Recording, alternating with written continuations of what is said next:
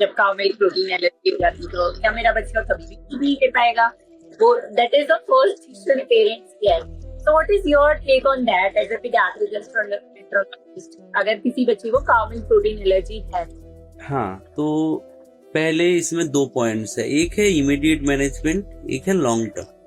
So the first immediate management में जो most common mistake ये होता है, जो मैंने देखा है, मैंने तो बोल दिया कि मिल्क नहीं लेना है और मदर ने सोच लिया हाँ ठीक है. फिर वो 1 महीने बाद आए, डॉक्टर साहब आपने तो बोला था लेकिन अभी भी थोड़ा थोड़ा छींटे आ रहा है ब्लड का. तो मुझे लगा अरे यार ये तो डायग्नोसिस कॉन्फर्म है, फिर ऐसा कैसे हो रहा है. फिर मैं हिस्ट्री लेता हूँ, अरे वो तो बिस्किट भी दे रहे, वो तो घी भी दे रहे.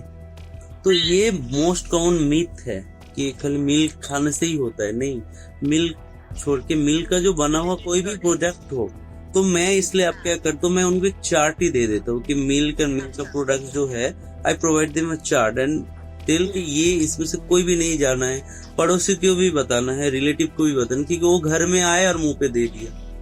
तो अगर क्योंकि एलर्जी की इज ऑल और नन फिनोमेना, अगर एक बूंद भी गया उसमें भी मैनिफेस्टेशन आएगा, सिम्टम होगा.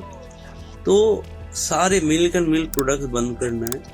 मान लो एक बच्चा है जो 3 महीने का, अब मदर बोलता है कि डॉक्टर साहब मैं मिल्क ब्रेस्ट फीडिंग कंटिन्यू करना चाहता हूँ, मैं नहीं चाहता हूँ कि मेरे बच्चे को मैं फॉर्मूला में शिफ्ट करूँ. That is also acceptable. Then I tell the mother कि आपको फिर अपना डाइट से सारे मिल्क एंड मिल्क प्रोडक्ट्स बंद करें. कुछ बच्चों में ना इसके बावजूद भी सिम्टम्स आते हैं. तो in that situation I prescribe hypoallergenic formula. जो फॉर्मूलाज में जो प्रोटीन है, कुछ होता है सोय बेस्ड होते हैं. तो इसी को और अगर एक्सप्लेन करो आप, what is hypoallergenic formulas, hydrolysed. ये सो क्या होता है, जो प्रोटीन जितना बड़ा होता है उतना एलर्जेनिक होता है. तो काउ मिल्क के हम लोग जो नॉर्मल डाइट खाते हो, पॉलीमेरिक डाइट, उसमें होल प्रोटीन रहता है तो ज्यादा एलर्जेनिक होता है. ये जो semi elemental formula, hydrolyse formula, इसमें क्या करते हैं, वो जो प्रोटीन को तोड़ देते हैं. ओके.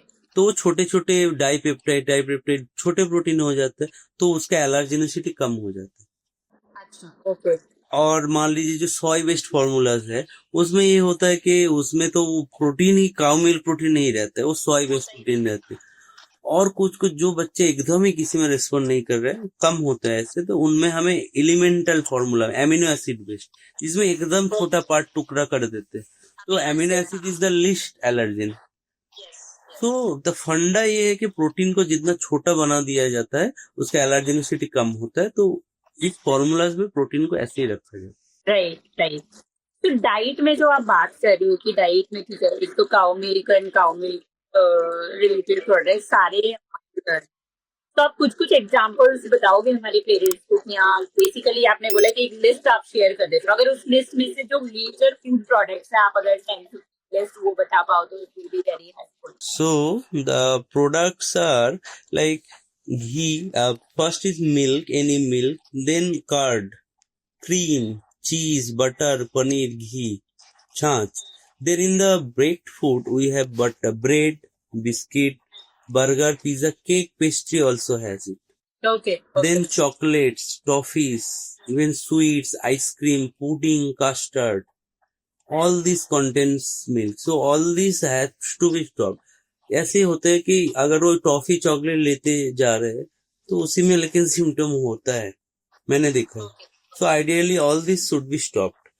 एंड मैं ये बोलूंगा कि फिर ये कंसर्न आएगा माँ में कि मेरे बच्चे में मिल्क अगर नहीं जाएगा, प्रोडक्ट्स भी नहीं जाएगा, तो सप्लीमेंट न्यूट्रिशन का कमी होगा.